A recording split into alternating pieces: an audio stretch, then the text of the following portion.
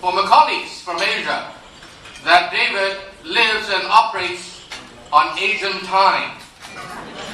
That means if Dr. Shan, who is here in the audience, would be negotiating a deal for TVG at 2 p.m. Hong Kong time or Shanghai time, wherever, and it is 2 a.m. in New York here, call David, no big deal, he'll be as fresh as anything.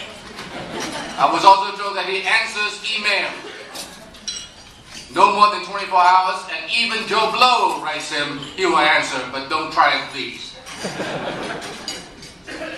Just now, Steve mentioned that you fly more than anybody else. I spend about 60% of my time on the road. The only difference, David, is that I don't have a private jet, you do. I have a friend who has a Mercedes who, after touring 50,000 miles, Mercedes took it back and put it in the museum as the model. I was told that, David, you do it with airplanes. Whatever airplane it was must be good. Whatever it is, I think we have a man here who is not only highly successful in business, but he's also tremendously dedicated to protecting wildlife, promoting community and welfare, and indeed preserving culture. Most recently, his generosity and interest have taken another direction. We have something called the Bondomobile. This is not James Bond's thing. By the way, James Bond's mobile is in the Hong Kong Center of the Asian Society. Part of our center is the former MI6 headquarters in Hong Kong. And I tell people that I kept the real Bondomobile there. David, if you're nice to me there, I'll show it to you. If you're really nice to me, I'll let you drive it. But anyway, the Bondomobile is something that is amazing. It is actually a tiger-striped van that travels to remote Indian communities promoting dialogue about wildlife, particularly the contentious relationship between man and tiger, as well as helping to address the deep-rooted issues of corruption, airing grievances between the villages and the forest department.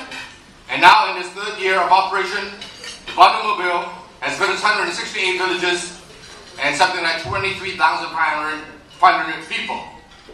David Bonderman also understands that to help the world, one must know the world. And so in 1995, a long time ago, he set out to help young students do just that by creating the Bonderman Travel Fellowship.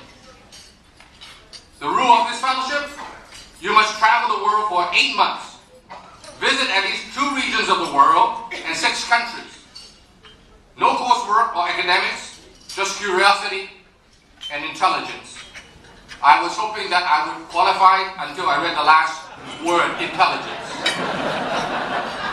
Ladies and gentlemen, here it is. Let's watch.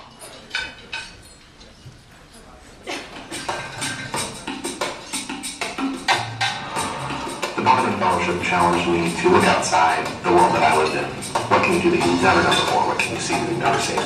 And what are you going to do that's going to change how you see the world and who you are? Thanks to a gift from University of Washington alumnus David Bonderman, the Bonderman Travel Fellowship supports UW undergraduate honors students and graduate students in extended independent travel. 14 Bonderman Travel Fellows are selected each year and are required to travel for at least 8 months to at least 6 countries in 2 different regions of the world. No research, work, or classes allowed. Since the program's inception in 1995, more than 140 students traveled to more than 140 countries. They return not just with unique experiences and breathtaking pictures, but with expanded views of the world and their place in it. I wanted to feel what people felt about climate change, and then I wanted to do something with that. We would talk so much about Bangladesh just in environmental studies classes, and realizing, just seeing the challenges they face every day, and then knowing about the challenges the whole world faces in terms of how their lives would be affected, it just kind of blew my mind. I view the world so differently now that I've traveled, in that so much more of it is now a real place and something I've seen and tasted and lived in.